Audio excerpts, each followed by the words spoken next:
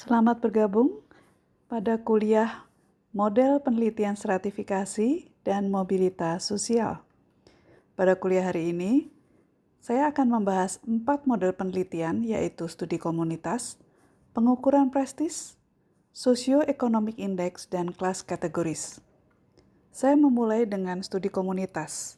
Tokohnya adalah William Lloyd Warner, di mana ia mulai melakukan penelitian dengan model ini di tahun 1920 dan model ini masih dikenal sampai tahun 50-an. Warner memetakan posisi stratifikasi berdasarkan posisi ekonomi, gaya hidup, kegiatan budaya, interaksi, dan asosiasi. Kemudian, dari hasil penelitiannya, ia membagi komunitas dalam 6 strata, mulai dari strata atas-atas hingga strata bawah-bawah. Model kedua adalah pengukuran prestis.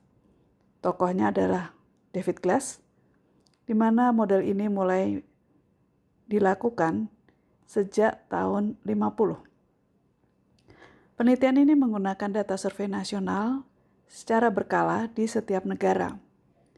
Glass melakukan analisis mobilitas inflow dan outflow. Hasil penelitiannya memperlihatkan 3 hal.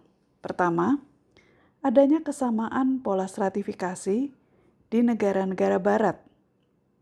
Kedua, tingkat mobilitas cenderung lebih tinggi pada masyarakat negara industri dibandingkan negara non-industri. Ketiga, ada pengaruh struktur politik pada besarnya mobilitas antar negara.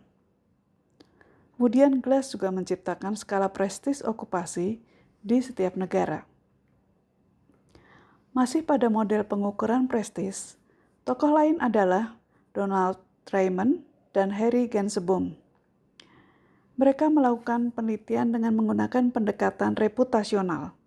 Dalam hal ini, dilakukan deskripsi tentang sistem stratifikasi berdasarkan evaluasi atau persepsi subjektif responden terhadap posisi-posisi pekerjaan dalam masyarakat mereka. Penelitian ini menghasilkan skala prestis. 2 skala yang dihasilkan adalah Standard International Occupational Prestige Scale dan International Standard Classification of Occupation. Kami beralih ke model yang ketiga, yaitu Socio-Economic Index. Tokoh yang terkenal adalah Peter Blau dan Otis Duncan.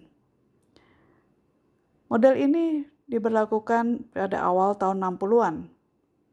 Landasan konseptualnya adalah struktural fungsional, di mana pada saat itu pengaruh fungsionalisme Parsons sangat kuat di Amerika.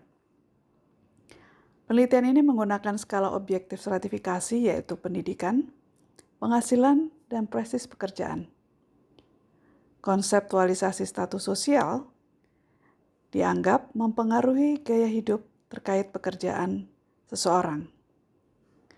Penelitian Blau dan Duncan menghasilkan tulisan atau buku yang berjudul The American Occupational Status, yang merupakan model pertama mobilitas sosial.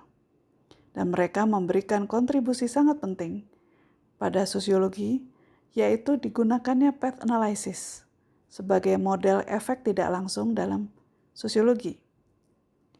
Kemudian, temuan ini juga disebut sebagai status attainment model.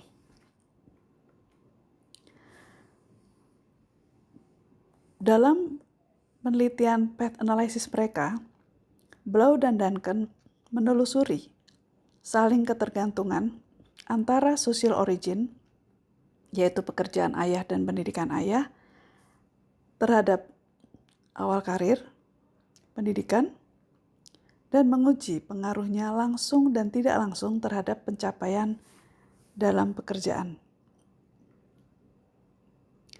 Model yang terakhir adalah kelas kategori. Tokoh yang sangat terkenal yaitu John Goldthorpe dan Robert Erikson. Model ini mulai diperkenalkan sekitar tahun 70-an, dan skema yang mereka hasilkan adalah skema kategori kelas Erikson, Goldthorpe, Portocarrero atau EGP kelas kategori. Penelitian mereka menggunakan perspektif konflik Weberian. Model kelas atau kategori menekankan relasi ekonomi sebagai dasar dari stratifikasi sosial. Inti pemikiran mereka adalah sumber daya yang dimiliki oleh kelas tertentu mempengaruhi kesempatan hidup dan hubungan sosial orang-orang yang berada dalam kategori tertentu. Metode penelitian yang digunakan dalam kelas kategori adalah kuantitatif dengan metode survei. Mereka menggunakan log linier yang mampu membedakan mobilitas absolut dan relatif. Penelitian mereka memungkinkan peneliti melihat imobilitas kelas. Kemudian mereka memetakan stratifikasi pada tingkat nasional dan juga antar negara. Pembedaan kelas sosial dilakukan dalam hubungan pekerjaan, misalnya antara pemilik dan bukan pemilik alat produksi. Dan model ini dimodifikasi yang disesuaikan dengan kondisi negara yang melakukan penelitian. Pada slide ini diperlihatkan bagaimana skema kelas Goldthorpe beserta deskripsi pekerjaan yang berada pada setiap kelas.